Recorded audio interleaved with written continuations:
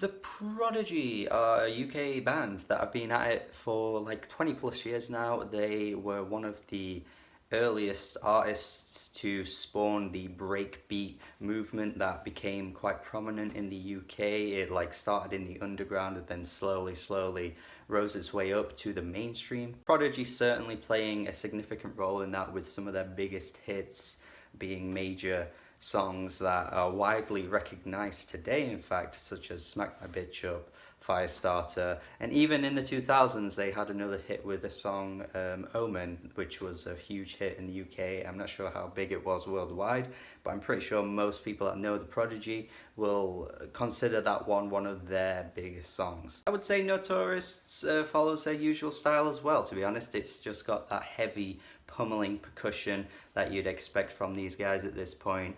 I just don't really know what you could consider bad about this album, to be honest. I've seen a few people call it bad, but it's generally just their typical sound.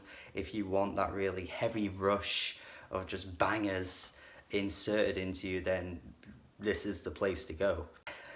I think the first few tracks, man, I don't know if it was just because it was early in the morning and I put this on and I was just like ready, but they were seriously some good stuff. Like honestly, I was impressed with how just so much ferocity these opening tracks had. Sure, it's not really a progression in sound, and perhaps at this point some Prodigy fans would want a bit more of that progression, perhaps that more innovative approach that they once had, but it's kind of a don't broke so don't fix it attitude. It's actually kind of like the Driving album that came out last year, which I know a lot of people thought was a massive disappointment, but at the same time, in my opinion, it was kind of just more of the same but lesser to an extent. So I guess that lesser might be a little bit too much for some people, but I think it's just as good as what you could expect from this genre. It's not like it overstays its welcome or anything, I don't think.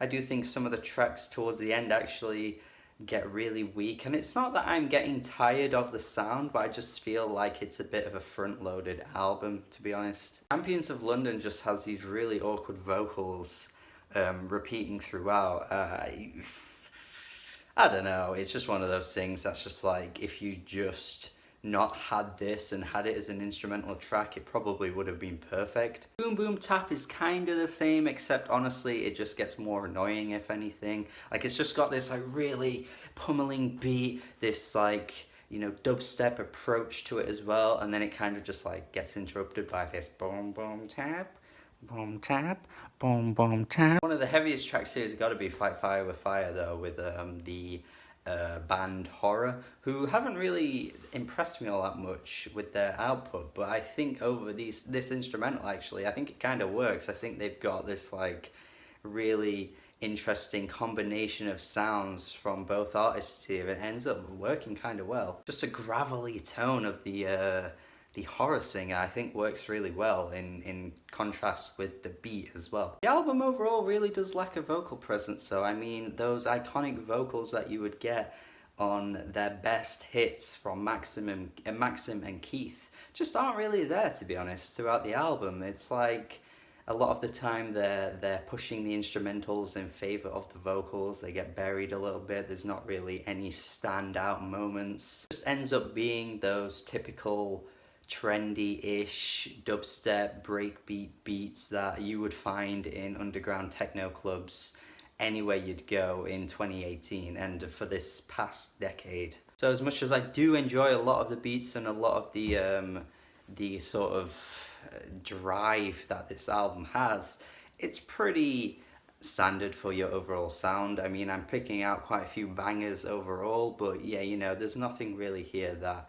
is quite that special, to be honest. Guess I'll go a 6 out of 10. It's not bad. I actually think it's pretty good. So do go check it out if you haven't already. Subscribe to the channel for more reviews if you haven't already. Have a good day.